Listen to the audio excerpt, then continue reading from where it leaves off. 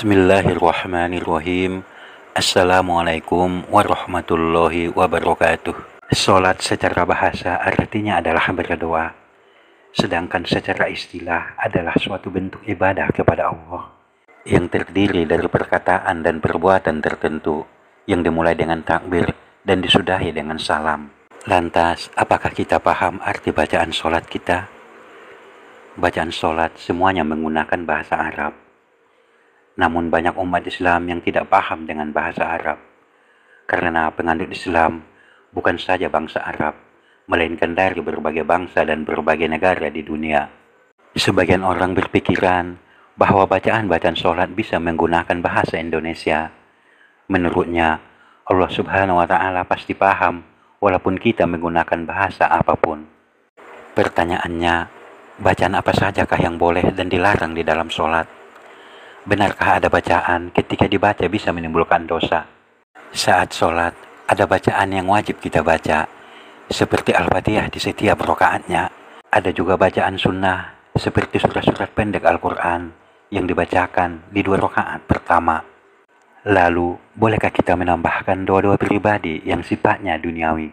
Syekh Ali Jum'ah punya jawabannya. Dikatakannya, orang yang sholat boleh membaca zikir dan sholat selama tidak bertentangan dengan hadis dan Al-Quran. Pendapat ini didasarkan pada argumen Imam Ibnu Hajar Al-Asqalani yang berkata, Imam Ibnu Hajar dalam Fathul Bari saat menjelaskan sabda Nabi mengenai doa yang dibaca setelah tasahud. Kemudian orang itu dipersilahkan berdoa dengan sesuatu yang mengagumkan dirinya, dan orang itu pun berdoa. Berdoa memohon untuk kebaikan duniawi boleh-boleh saja. Misalnya dilancarkan rezeki, segera bertemu jodoh, dan untuk meminta keturunan itu boleh dilakukan.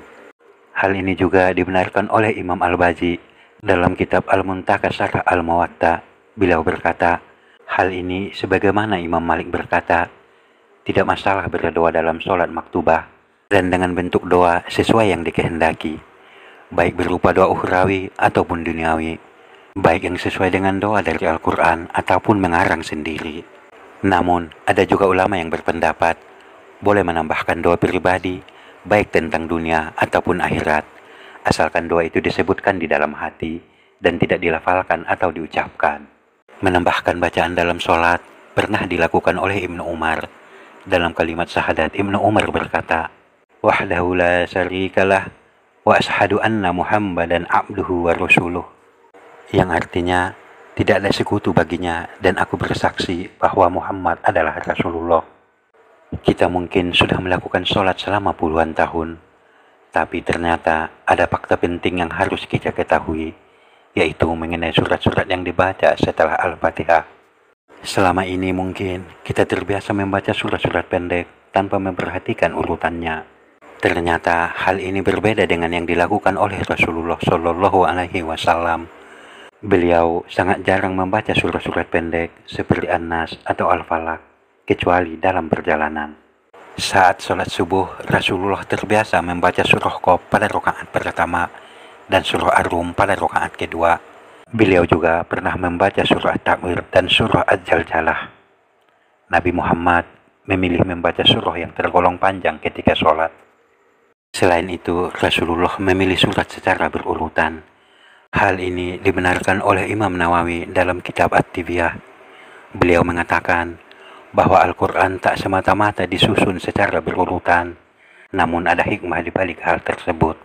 Karena itu, sudah sepatutnya ketika kita membacanya mesti berurutan. Hal ini juga berlaku ketika sholat. Misalnya membaca surah Al-Baqarah di rakaat pertama, kemudian di rakaat kedua membaca surah Ali Imran, dan begitu seterusnya. Lalu bagaimana jika membaca surah An-Nas di rakaat pertama, kemudian membaca surah Al-Ikhlas di rakaat kedua?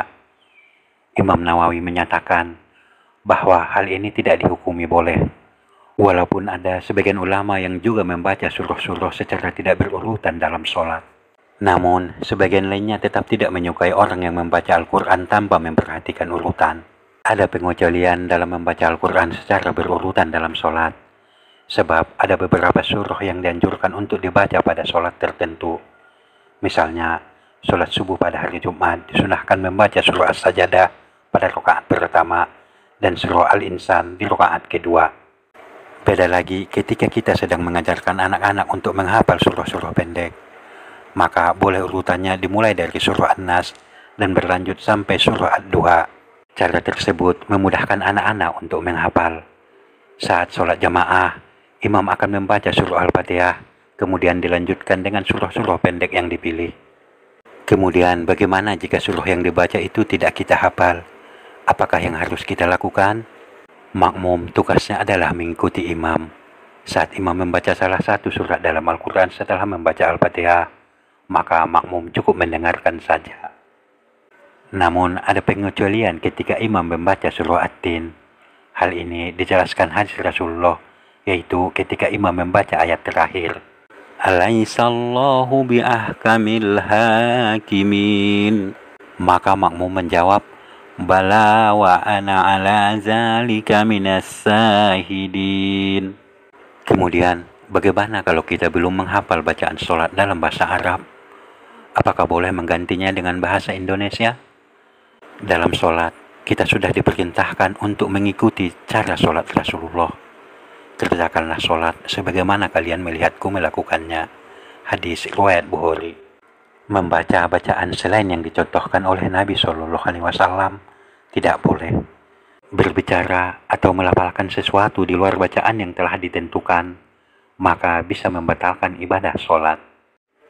Hal ini berdasarkan pendapat mazhab Hanafi dan mazhab Hambali, sedikit berbeda dengan mazhab Syafi'i dan Maliki.